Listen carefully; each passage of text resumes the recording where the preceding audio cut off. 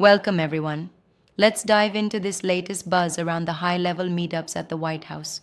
You know, Trump gathered Zelensky along with a bunch of European politicians, right? Yeah, got it. And this meeting came right after Trump's summit with Putin in Alaska, if I'm not mistaken.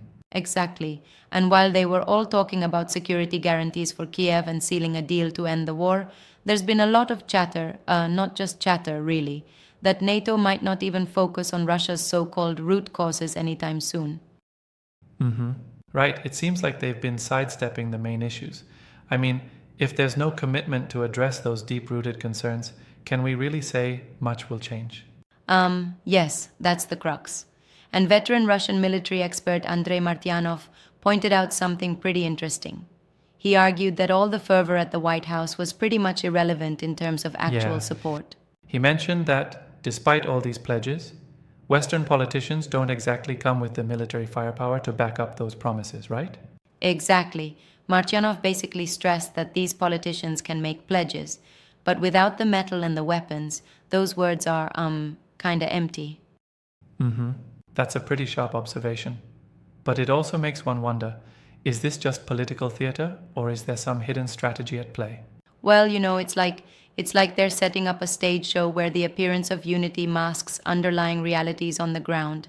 And speaking of hidden strategies, Martyanov dropped a bombshell by claiming that Russia is, in a way, demilitarizing NATO in this proxy chess game. Demilitarizing NATO? That's such a bold statement, but how exactly did he explain that aspect?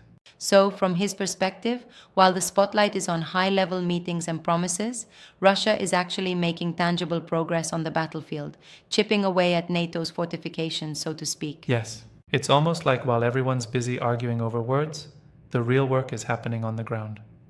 Pretty chilling when you think about it. Absolutely. It's like there's this parallel narrative, one where diplomacy gives us more sound bites, and another, more sobering one, where military realities get reshaped. Uh-huh. But here's a point I'm a bit skeptical about. Can we really say that NATO is being demilitarized? Isn't that a stretch, given that NATO remains a massive military alliance? I get that concern. It might sound, well, extreme at first glance. But Martyanov's idea isn't that NATO is being completely disarmed.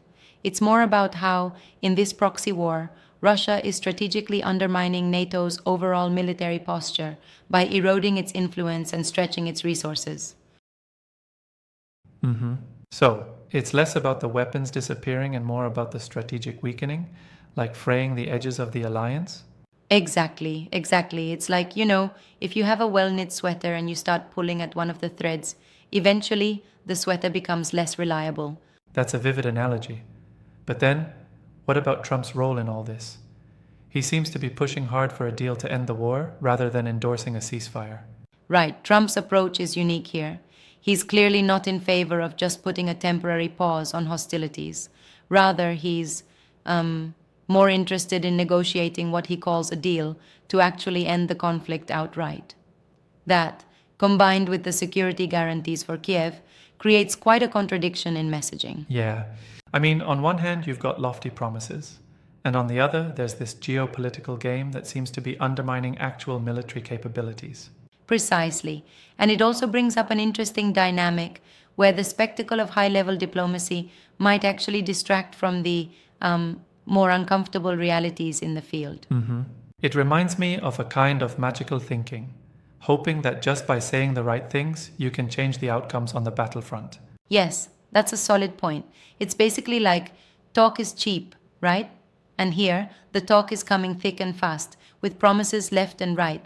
But when you look beyond the talk, the military realities are relentlessly evolving. And aren't these realities exactly what Martyanov is emphasizing? That Russia's moves on the battlefield are actively reshaping the military balance? Exactly. And he argues that while Western politicians are busy making pledges, Russia continues to chip away, sort of diminishing NATO's operational strength. Yep, it's almost like there's this dual narrative in play. One story is about grand diplomatic gestures, and the other is this relentless, cold tactical advancement. Right, and that's what makes this so fascinating. You have these high stakes talks where, for example, Trump and Zelensky are trying to create a framework for security guarantees. Yet on the other side, Russia is unspooling its own plan on the ground that leads to a gradual weakening of NATO's posture. That juxtaposition is interesting, and it does raise a question about long-term strategy. Would any alliance be happy with a strategy that just, chips away at its core strengths over time? Exactly. It's almost like a stealthy erosion. And let's be honest, if NATO's root causes and internal vulnerabilities aren't addressed, then any security guarantees become a bit hollow. Speaking of which, how do you think these developments might impact broader international relations? I mean, with high-level leaders playing this risky game of talks versus military moves, could we see more polarization? Oh, absolutely. When political leaders are seen making grand promises without the backing of actual military power, it not only heightens tensions, but could also invite opportunistic moves from rival powers.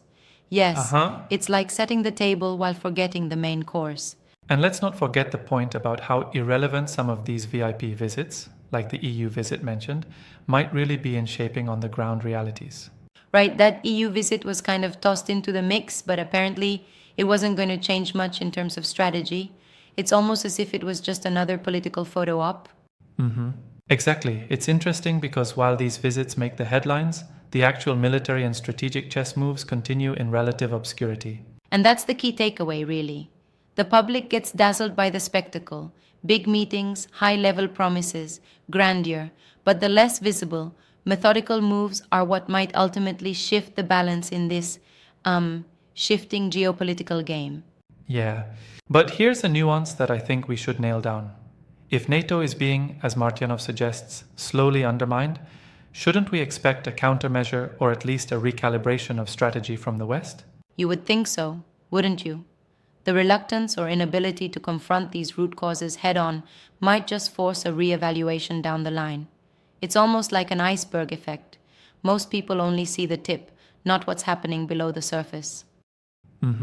I see your point, but I respectfully think that perhaps there's room for debate. Could it be that what Martyanov calls demilitarizing NATO is actually a bit of an overstatement, and that NATO's core capacities remain intact? That's a fair critique, and it's worth considering. While Martyanov paints a stark picture, another perspective might argue that NATO's evolution includes adapting to new forms of warfare, which could offset these challenges. Yep, exactly.